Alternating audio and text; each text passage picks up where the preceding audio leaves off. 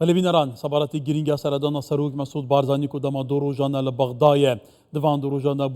بوچارا چنده و به هلکتن جدا همو مزنه بر پسین عراقی لحف کم کرنه دیتنه اوه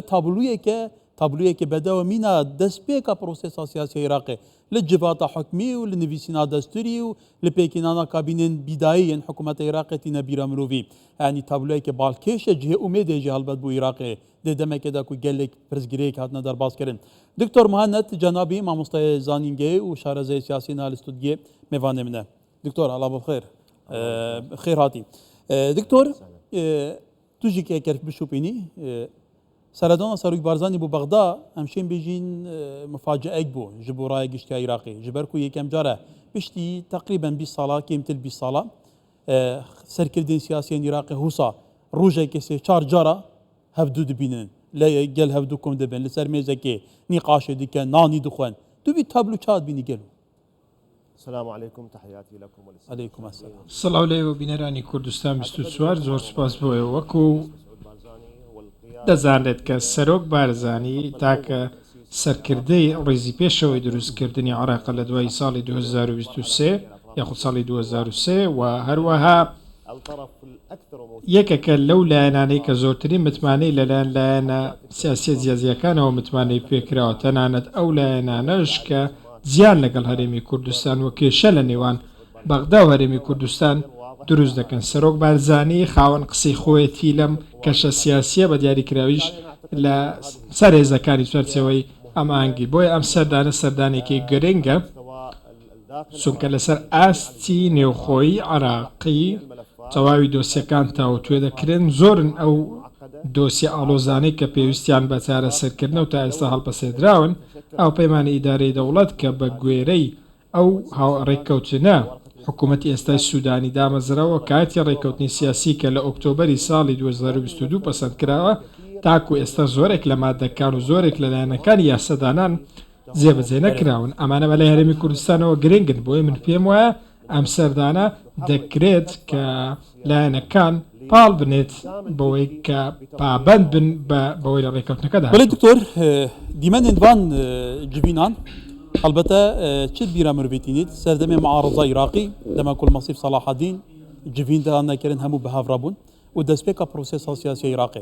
یعنی که تا گویی سروک بارزانی کش مؤسسه پروسس سیاسی عراقی البته نهاجی هبونایی لبغداد تدبینی گلو عراق ادیده سردمه کنو دست پیکت همو آلن کارگردی در باسکت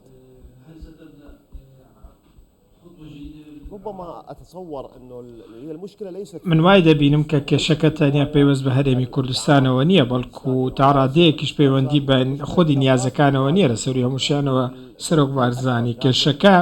ئەوەیە کە فراکسیۆنی زۆرینەی پەرلەمانی عێراق کە بەتەبەتی لەم خولەی پێنجەمی پەرلەمان کە لە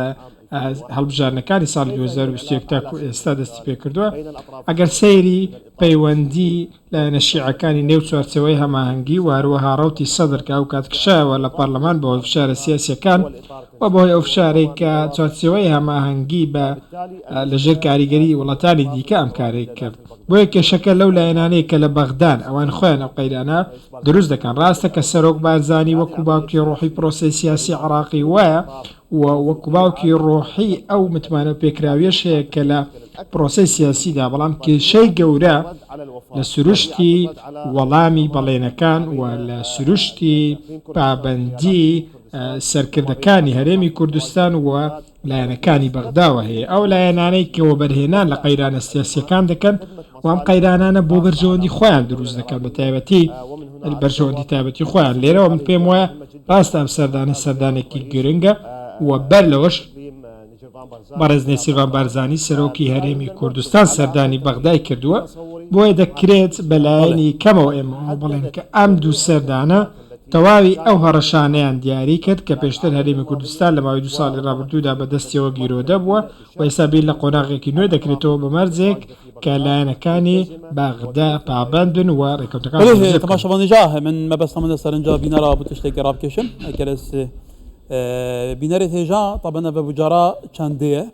ایکش سیاسی و عاقلمند و چافدرین روشا عراقی که دیگلدا دکتر مهند و روژن دربازویجی خلکدن تأکیل سر هنده کری که سروک بارزانی باب روحی پروسیسا سیاسی عراقیه شدا مزرینرین پروسیسا سیاسی عراقیه باندورگاوی کاریگریاوی سرساحه سیاسی عراقی گلکی گرینگه البته عراقی جی مزنه برپسین عراقی جی افیه که تکز گریه سرک وزیرین عراقی سروک جواتا داداری حتی دیمایی که کواتا دکتر تو زانی جی عراقی گلی مرحله دجوار درباز کرد حتى أفعاليين سياسي قالك تبلي هفينا بين أندروز بليدر أنجام نبو يعني تدبيني قالوا فيقا فيكشو هوايا كيا قناعتا كيا كو فعلا بيوستا ريكفتن بينا كيرين دستور ويكا خبيتا بجي كيرين ظروفك تهديها لو يلاقي بيتا شي كيرين يعني بحكم دراسة البيئة بحكمي لكولينا ولا جنكي سياسي عراق وكادانوي لأن كان من وايد بينم دقائق أكاديمي شوا كلا أنا بيكين ركاني هاو بيماني إداري دولة بيوسيا مريكوتيكي نويه رانك سردانا كيسروق بارزاني بتواني وبرهناني تيدا بكريد بويكا لأن كان بالبرسيارتي خوان هالبقرن بتايبتي أوانيكا ڕێگریان لە یاسای نەوت و گاز کردو بنمونە یاسای دادگێ باڵای فیدرالی کە لە کارنامەکەی بەرز محەممەد شیع سوودانی هاتووە یاسای ئەنجومەنی فیدرالی کە شێوەی هەر هەموو یاژی دەستوری ڕێگەچارەیە ئەوان دەستنیشان کردیە بەدڵنیاییەوە هەمویان لە دەستور ئاماژە پێکراون ڕێرەوە دەستوریەکان زۆڕون و ئاشکران بەڵام کێشەکە لە میزاجی سیاسی و کاریگەری وڵاتانی دەرەوە هەیە کە ڕێگری لەم کارنامەیە دەکەن لەوەی وەکو خۆی جێبەجێ بکرێت ئێمە چەند هەواڵێکمان بیستووە بە نمونە کە حکوومەت بەشێکی باشی ئەو کارنامەی جێبەجێ کردووە ڕەنگە لە بواری خزمەتگوزاری و بوارەکانی دیکە بەڵام لەوەی پێوەستە بە سەقامگیری سیاسی پرۆسەی عراقی بەگشتی من پێم وایە کە پێویستە لە دیوی دیاسەدانان بڕوانین و لە پابندبوو بە ڕێکەوتنەکان و ئەم دوو تەوەرەش ئەم دوو لایەنە تاکو ئێستا شتێکی ئەو تویان لێ جێبەجێ نەکراوە ببێتە هۆی سەقامگیریەکی باش لە پرۆسەی سیاسی عراقدا بۆیە من پێم وایە هێزە سیاسیەکان هەمویان پێویستیان بە دووبارە داڕشتنەوەی نمونەیەکی نوێی ڕێکەوتنی سیاسیە بە ئانووساتی دیاری کرا و ئەوەل پێویستە لایەنەکان پێ و پابندون و بەرپرسیارەتی هەڵبگرن بە تایبەتی سوارچەوەی هەماهەنگی کە زۆرینەی پەرلەمانی بەدەستە و ڕێگری لە بەشێک لە یاساکان کردووە بۆی کە بە گوێرەی کارنامەکەی سوودانی لە پەرلەمانی عراقی پەسەند بکرێن لە کاتێکدا ئەمان متمانەیان بە محەممەد شیع سوودانیدا و سوودانی البته چارچوبێ سەردەنا خۆدا سەروی بارزانی هەروێ ئێوارێ دگەل محەممەد حەلبوسی خەمیس خەنجەرجی جڤگایە پێکاتە سونیان پێکاتێکە سەرەکینە بەحسێ شێوازی دەستنیشانکردنە سەروکی جڤاتە نونەرێن عێراق تێکردن کۆ حەفت مەهە فەراغە دەسەڵاتداریە کاتە بدیناتە پرسگیرێکەوەی چارەسەر بە من ضمن هذه الفراغات هو منصب یەکێک لەو بۆشیانە کە هەیە بابەتی هەڵبجانی سەرۆکی ئەنجومەنی نوێنەرانی عراقە کە ماوەی زیاتر لە 8 ساڵە دوای دوورخستنەوەی حەلبوسی ئەم پۆستە ماوەیەکی زۆرە بە بەتاڵی ماوەتەوە و ڕەنگە زۆرینەی ڕای سیاسی سنی لەسەر ئەوە کۆک بن کە نەیانتوانیوە کاندیدێکی هاوبەش هەڵبژێرن و ڕێگەیان بەوەداوە چارچەوەی هەمانگی و لایەنەکان دیکە دەسوەردان لە هەڵبژارنەکانی پێکاتەی سونی بکەن و دیاریکراوی هەرچەندە شێوەی پشکپشکێنەی سیاسی کە دەوڵەتی عراقی پێوە بەڕێوە دەبردرێت و ئەم هاوسەنگی کە لەمەوە سەرچاوەی گرتووە تێبینی لەسەر بێت ڕەنگە بەشێکی زۆری عراقی ئەم زۆرە پشکپشکێنەی ڕەت بکەنەوە بەڵام ئەم هاوسەنگیانە خۆیان بەسەر پرۆسی سیاسی عراقدا سەپاندووە بۆی من پێم وایە لایەنە سونیەکان بەرپرسیارەتی گەورە هەڵدەگرن و بەرپرسیارەتی گەورە لە ئەستۆی ئەوانە بە تایبەتیش پارتی تەقەدوم چونکە ئامان زۆرترین پەرلەمانیان لە پێکاتەی سونی هەیە وێڕای هەموو ئەمانەش بینیومانە کە لەم پارتە ژمارەیەک لێکترازان هەبووە کە ئەم پێشترم پۆستەیان بەدەست بووە بۆیە کێشەکە کێشەیەکی نیوماڵی سونەیە و لە دەرەوە هانی ئەم کێشەیە دەدرێت هێزە سونیەکان دەیانتوانی کارێکی وا بکەن ئەمان پێشتریش پێیان وابوو کاتێک بەنمونە پارتی دموکراتی کوردستان و ڕوتی سەدر و تەقەدوم ڕێکەوتنێکیان کرد شیعەکان هەوری لێکترازانیاندا بەڵام ئێستا هەمان ئەو لایەنانە دەیانەوێت کە کاندیدی تەقەدوم بەسەر کاندەکەی تەقەدوم بەسەر کاندیدەکەی خەمیس خەنجەدا زاڵ بکەن بەڵام کوڕۆکی کێشەکە ئەوەیە کە کێشەیەکی سونیە و ئەم سەردانەی سەرۆک بارزانی و کۆبوونەوەی لەگەڵ بەرپرسە سونەکان ئاڵنگاریەکان البته تو جزانی باندوریا سروک بارزانی چوکو کاریزمی چوکو پیوندی مجوی لسر تایبەتی سونیان هەیە بەردام پەیوەندی دیگەل حەلبوسی جهە دیگەل خەنجەر جهە کودی کەساتیان بە باندورین سونیانە پرانیە جبینێن خۆش دە بەحسیان دەکردە چاوە پرزگیرێکا سەروکی جوات و نەرێن عێراقی بێتە چارەسەرکردن دیتناتە بێجارێتە گەشتێکی هەندێکی هەر بەشە سونانە بێت بوو بێکی يعني هو يمثل العمق بالنسبة لهذه الأطراف السياسية. ئەمانە قوڵایی ئەم پرۆسەیە دەردەخەن سەرۆک بارزانی قوڵایی سیاسی ئەو لایەنانەیە بەتابەتی ئەوانەی لە نێو پێکاتەی سونەدان بەڵام ئەمانە کە نوێنەری سونە لە پەرلەمانی عێراقدا بەرپرسیارەتی خۆیانە ئەم بەرپرسیارەتیە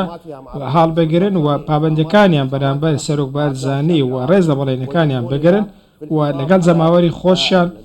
با بڵین بتوان ئەم دەستکەوتە بەدەست بێن و دەستکەوتە سیاسەکانی خۆیان ببارێزن ئەم لایەنە سیاسی سونیانە هیچ کامێک لەوانەیان بەدی نەهێناوە کە حکوومەتی سوودانی پێوە پابند کراوە چەند دۆسیەیەکی زۆر گرنگن لەسەر ئاستی پێکاتەی سونی وەکو ڕەچاوکردنی گەڕانەوەی ئاوارەکان و دۆسی بێسەر و شوێنان تاکو ئێستا ئەم شتانە بەدی نەهێندا و ئەم دەستکەوتانە بۆ سونەکان جێبەجێ نەکراوە بۆیە من دەڵێم لەگەڵ سەرۆک بارزانی پابند بن سەرۆک بارزانی خاوەنی قوڵایی سیاسی و هەروەها خاوەنی دەستپێشخەریە بۆیە زۆر پێویستە ئەم ڕێزگرتن و ئەم پابەندیە جێبەجێ بکرێت و ئەم کارە باشی سەرۆک بارزانی بە باشە وەڵام بدرێتەوە و هەمویان بە یەک پێکاتە ڕوولەوە بکەن دەستەی سەرۆکایەتی پەرلەمان هەڵبژێرن و وە کاندیدێکی نوێ دیاری بکەن و سەرۆکێکی نوێ بۆ ئەنجومەن نوێنەرانی عێراق هەڵبژێرن بە شێوەیەک ڕێگە بە بەردەوامی پرۆسەی سیاسی بدات و دەسەڵاتی یاسادانانیش ساغڵەمی خۆی بەدەست بێنێتەوە. بله برئیس دکتور مهند جنابی مامۆستا ێزان گێو چاودێری سیاسی گەلی سپاس دکتۆر.